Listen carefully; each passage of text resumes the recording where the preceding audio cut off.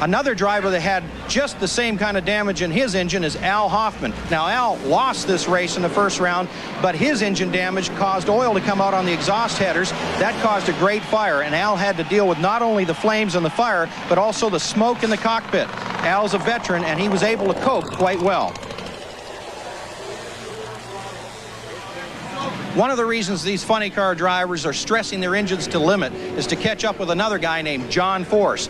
Now, John had his own problems during qualifying and broke some engines, but they traced it to an electrical switch problem. They fixed it and came out in the first round of eliminations with a record 5.03-second run.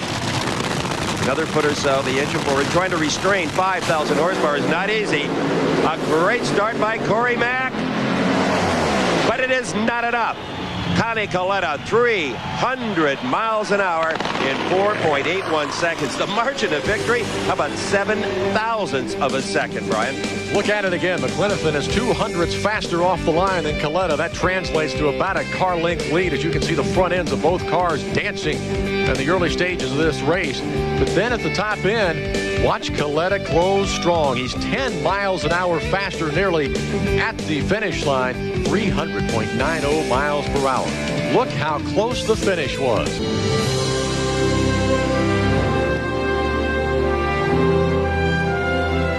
He's happy now, but Indianapolis has not always been kind to Conrad Coletta. In the late 70s, he had a starter motor fail, which led to this venting of frustration as he was not able to answer the call. Then in 1982, in the Top Fuel final against his fiercest rival, Shirley Muldowney, he loses. And then 2 years later, he drops another Top Fuel final to Don Garlits. So Indy holds some bittersweet memories for Connie. Getting so close to winning Indy and never winning it. You know, I can remember my mom had a bottle of champagne, and she said, "We're going to drink that when you win Indy." And I think she drank it without me.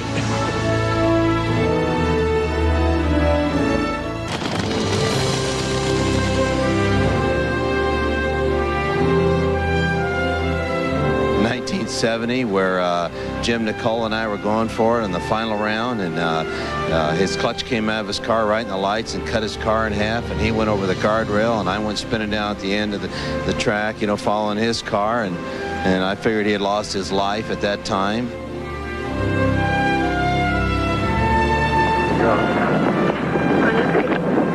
I think I'm good. Oh my God, I see that car go by me. What do you mean? There's no back section on it or nothing.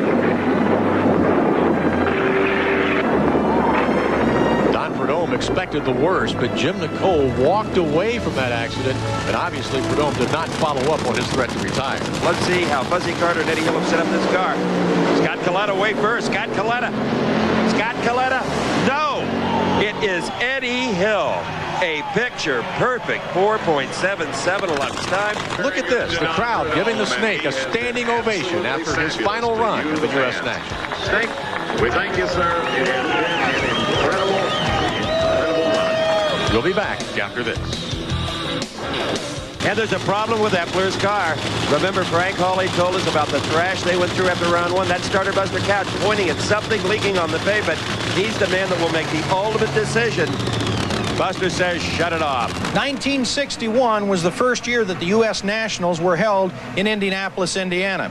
And dragster driver Eddie Hill was there. He had a car that looked a lot different than the one he has now. It had 2 Pontiac engines in it and 4 rear drag slicks. Well, those skinny little tires caused a problem on the start line because when he took off, they literally ripped the asphalt from the ground. NHRA chief starter Buster Couch said, "Eddie, you can't wreck our drag strip. We've got a big race to run. When you come back up for your next run, please drive to the outside where you're not going to wreck the racetrack for everyone else." Here at Indianapolis, it was the car that let him down.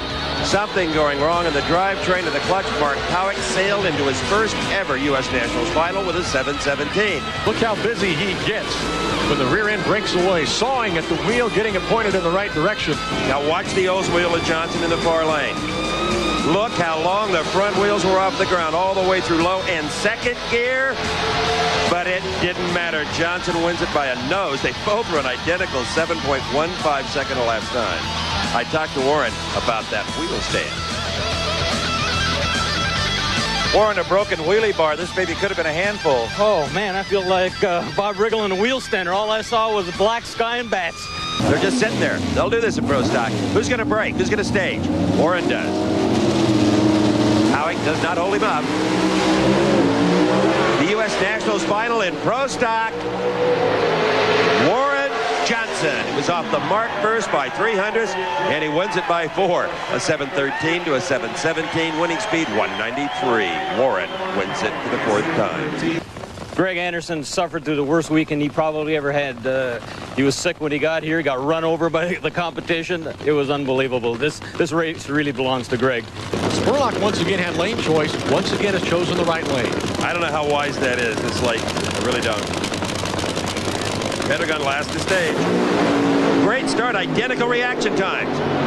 But Spurlock is fading. He tries to pedal the car to no avail, and it's a sea of red in the winning crew chief shot. The McDonald's gang cheering on Cruz Pedregon. He's won his 2nd U.S. Nationals. Meanwhile, Cruz Pedregon is long gone, and he's won his 2nd U.S. Nationals in the last 3 years. What a comeback by this team. They were really struggling earlier in the year, and they've come back to win the U.S. Nationals. And look at this. Casey Spurlock absolutely heartbroken.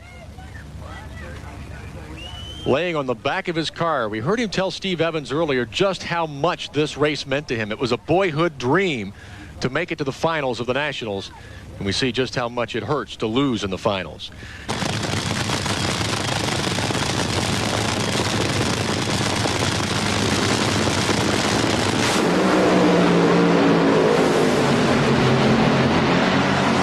Tommy Coletta wins Indy.